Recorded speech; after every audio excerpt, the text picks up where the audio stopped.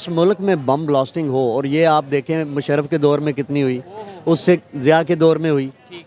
कहने का मकसद ये है कि जो मुल्क पे रूल करते हैं और रूल करने वाले कौन कौन से हैं, अब ये बात सबको समझ आ गई है। इसका मतलब हमने तैयार की है। हमने क्या नहीं तैयार किया यार, हमने तो हमेशा फ्रॉम द फर्स्ट डे जब से पाकिस्तान बना 58 से इन्होंने कब्ज़ा किया। 58 से भी पीछे चले जाएं तो इन्होंने बड पीर वगैरह के अड्डे दिए। किसको? पे कब्जा कहाँ पे किया? पाकिस्तान पे जब किया, अयूब की शक्ल में आया। अगर वो फेल हो रहे हैं तो what does it mean, what does it mean? इतनी बड़ी फौज का जो इन्होंने नेटवर्क बना रखा है वो किस लिए है? यानी वो इन चंद चीज़ों को कंट्रोल नहीं कर सकते। इसका मतलब है कि पाकिस्तान के जो हालात हैं इनकी दस्तरस से भी बाहर है। अब वो जज्बे, अब वो तराने, अब वो इमोशंस, अब वो डायलॉग्स किधर हैं? उनकी रियलिटी, ग्राउंड रियलिटी पे आपको क्या नज़र आती है? कि sir I am student of law. पता है क्या कहता है? You are student of law in lawless country. 36 years ago he said to me this।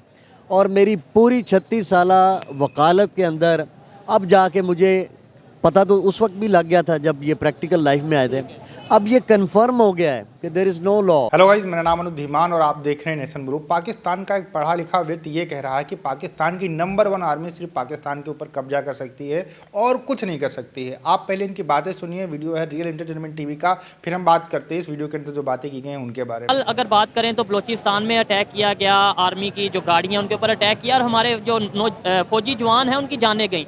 फिर आज की अगर बात करें मियाँ वाली, पाकिस्तान एयरफोर्स की बेस के ऊपर अटैक किया गया और खबरों के मुताबिक हमारे जो 3 जेट्स हैं, एयर जेट्स हैं, वो तबाह हो गए हैं कुछ लोग खबरों के मुताबिक। क्या कहना चाहेंगे? पहले ये कह रहे थे कि आम पाकिस्तान की जो पब्लिक है वो सिक्योर नहीं है, ये चीज़ें हैं। अब हमें इस तरीके से जो अटैक देखने को मिल रहे हैं। आपका गुड नेम? सुहेब। सुहेब, इस सवाल को समझने के लिए आपको पाकिस्तान की हिस्ट्री में जाना पड़ेगा। ठीक हो गया? अब आप ये देखें कि पाकिस्तान की हिस्ट्री क्या कहती है। ये 2 बम ब्लास्टिंग का आप जिक्र कर रहे हैं, मियाँ वाली और क्वेटा में। अगर आप हिस्ट्री देखें तो गुज़िश्ता कई सालों से बम ब्लास्टिंग हो रही है और मारा कौन जा रहा है? आम फौजी। सवाल ये है कि जब आम फौजी मारा जा रहा है तो इसका मतलब है कहीं ना कहीं पॉलिसी, कहीं ना कोई आपकी स्ट्रेटजी के अंदर फॉल्ट है। बनाने वाले कौन हैं? हमारे ही हुक्मरान हैं, हमारे ही बड़े जर्नल्स कह लें आप। जब वो पॉलिसी के अंदर कंसिस्टेंसी नहीं आएगी, जिस मुल्क में बम ब्लास्टिंग हो और ये आप देखें मुशर्रफ के दौर में कितनी हुई, उससे ज़िया के दौर में हुई। कहने का मकसद ये है कि जो मुल्क पे रूल करते हैं और रूल करने वाले कौन कौन से हैं, अब ये बात सबको समझ आ गई है। ठीक है सुहेब, जब रूल करने वाले का इंटरेस्ट वो नहीं होगा जो एक मुल्क की बका के लिए ज़रूरी है, तो फिर क्या रिज़ल्ट आएगा? एक दफ़ा बम ब्लास्टिंग हो गई, समझ आ गई कि हमारी सिक्योरिटी के मेजरमेंट ठीक नहीं थे, समझ आ गई। दूसरी दफ़ा होगा, समझ आ गई। ये मुमकिन नहीं है कि एक बम ब्लास्टिंग की कंसिस्टेंसी हो और हम इस काबिल भी ना हो कि हम उसके लिए लायामल बनाएं, कोई ऐसी स्ट्रेटजी बनाएं कि यार आइंदा के लिए ना हो। अगर यहाँ पे थोड़ा सा मैं भी बात करना चाहूँगा कि देखें, एक साइड पे हमें ये बताया जाता है कि दुनिया की नंबर 1 आर्मी या नंबर 1 एजेंसी या नंबर 1 फोर्स, और दूसरी साइड पे उसी फोर्स या उसी आर्मी या उसी अदारे के ऊपर इस तरीके से जब अटैक होते हैं। सर एक चीज़, आपने हिस्ट्री की बात की, नो डाउट हिस्ट्री बड़ी मैटर करती है और ख़ास तौर पर जो अमेरिका की इन्वॉल्वमेंट रही, जो हम अमेरिका के हाथों खेल यूज़ होते रहे, ये सब कुछ। लेकिन इन्हीं दिनों अफगानिस्तान के साथ जो हमारा कन्फ्लिक्ट चल रहा है, बड़ा मज़ा आने वाला है सर से बात करके, उनके नॉलेज के मुझे जो थोड़ा आइडिया। मुझे ये बताओ कि ये अफगान मुहाजिरीन कब आए थे? ठीक है, ये ऑलमोस्ट 30 से 40 साल पहले जब वहाँ पे जब अफगानिस्तान में एक इशू जंग का माहौल बनाया गया। और माहौल किसने बनाया? अगर उसकी आप डेप्थ में जाएं तो आपको पता चल जाएगा कि ये इंटरनेशनल कॉन्स्पिरेसी थी।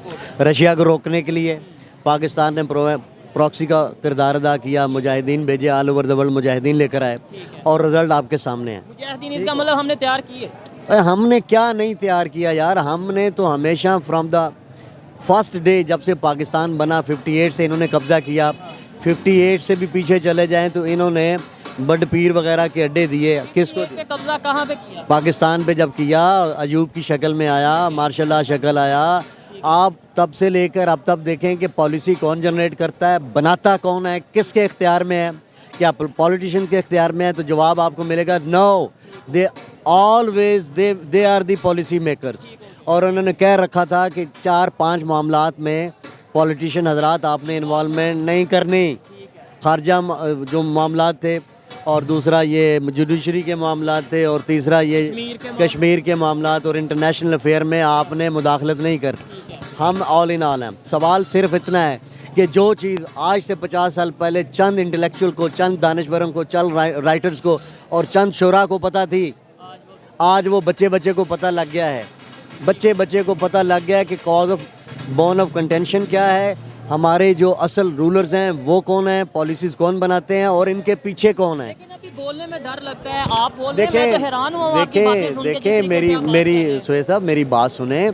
ये जो नामालूम का खौफ है कि मुझे किसी भी केस में नामालूम के तौर पर आपको इनको किसी को भी ले जाते हैं। पहले ये बात छुपी हुई थी मिसिंग पर्सन के हवाले से, अब ये बात everybody know, every Pakistani know, बल्कि all over the world people know कि ये कौन है इनके पीछे। क्लियर। तो ये कहते रहे लोग कि जब हम कहते थे या कोई नारा लगाता था कि भाई ये जो मतलब मामला होते हैं इसके पीछे हमारे अपने ही लोग हैं, तो कहा जाता था नहीं ये तो इंटरनेशनल जो पावर्स हैं वो इन्वॉल्व हैं, भारत जो है वो इन्वॉल्वमेंट करता है, भारत जो है हमारे अदारों को खराब करने की कोशिश करता है। सिक्योरिटी किसके हैंड ओवर है? अदारे कौन है? डेफिनेटली आप जिनका नाम ले रहे हैं, ठीक है, वही है। अगर वो फेल हो रहे हैं तो what does it mean? What does it mean? इतनी बड़ी फौज का जो इन्होंने नेटवर्क बना रखा है वो किस लिए है? यानी वो इन चंद चीज़ों को कंट्रोल नहीं कर सकते। इसका मतलब है कि पाकिस्तान के जो हालात हैं इनकी दस्तरस से भी बाहर हैं। अब आप आगे आ जाए। इस टाइम मतलब ये हमारी भी जो कंट्रोल पाकिस्तान के जो अदारे हैं उनके कंट्रोल से बाहर है इस टाइम पाकिस्तान की। तो ये क्या तमाशा लग रहा है? पीछे इतने हज़ारों जाने गई हैं, तो इसका मतलब इनके कंट्रोल में था। चलें मान लेते हैं कि नहीं था, खुद करवा रहे थे, मिसाल के तौर पे मिले हुए थे, पाकिस्तान के अंदर एक क्यास क्रिएट किया हुआ था, हमें नारों तरानों में लगाया हुआ था, ठीक, जज्बे पे लगाया हुआ था। अब वो जज्बे, अब वो तराने, अब वो इमोशंस, अब वो डायलॉग्स किधर हैं? उनकी रियलिटी, ग्राउंड रियलिटी पे आपको क्या नज़र आती है?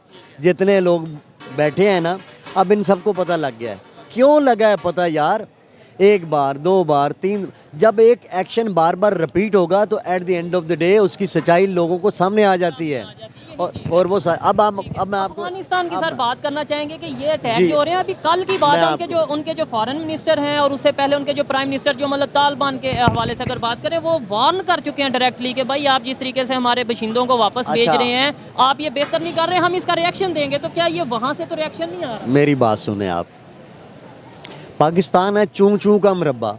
अच्छा, क्या है? चूं चूं का मुरब्बा। एक भी इदारा किसी के कंट्रोल और उसमें नहीं है। सारे अदारे बेबाक हैं, सारे अदारे आउट ऑफ कंट्रोल हैं। जिसका जो दिल चाहता है वो पाकिस्तान में कर रहा है, और इसका मुशाहिदा आपको हर रोज़ मिलता है। आप उसका रुख जुडिशरी की तरफ मोड़ लें, there is no law in law. मुझे किसी बहुत पुरानी बात है, जब मैं लॉ का स्टूडेंट था सुहेब, तो एक बड़ा ही ओल्ड मैन आ रहा था। ये मैं आज से 35 साल पहले की बात बता रहा हूँ। बड़ा इंग्लिश टाइप, उसने हैट पहना हुआ और सूटेड बूटेड। तो मैं यूनिवर्सिटी की तरफ जा रहा था, मैं स्टूडेंट था लॉ का। तो अचानक मेरे सामने आके कहता है, young man what's your good name? मैंने कहा sir my name is Hashim Niazi. Mister Niazi what you do? मैंने कहा sir I am student of law. पता है क्या कहता है? You are student of law in lawless country? 36 years ago he said to me this।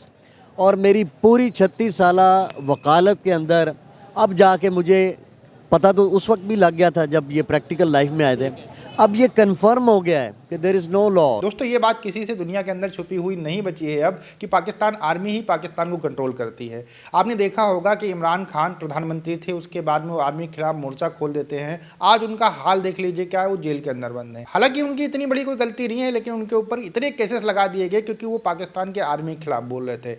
इससे पहले भी हमने देखा है कई सारे केसेस हो चुके हैं जिसने भी पाकिस्तान के आर्मी के खिलाफ बोलने की कोशिश की है, या तो वो देश के अंदर नहीं रहा या फिर वो मार दिया गया है। इमरान खान अभी जेल के अंदर बंद है। हो सकता है कि कुछ दिनों के बाद हमें एक खबर सुनने को मिले कि पाकिस्तान के जो पूर्व प्रधानमंत्री थे वो फांसी के ऊपर लटक गए, उन्होंने आत्महत्या कर ली। तो इस तरीके की चीज़ें जो है पाकिस्तान की आर्मी करती रहती है।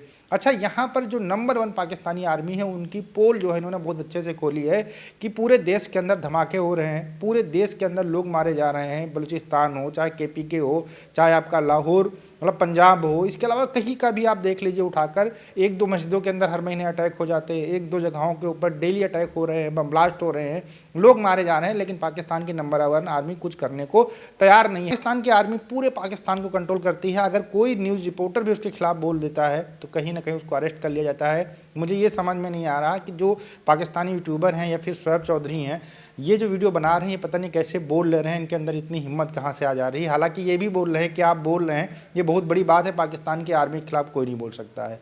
जो भी पाकिस्तान के आर्मी के खिलाफ जाएगा वो ख़त्म हो जाएगा, और जितने भी बम ब्लास्ट पाकिस्तान के अंदर हो रहे हैं सब पाकिस्तान की आर्मी करवा रही है।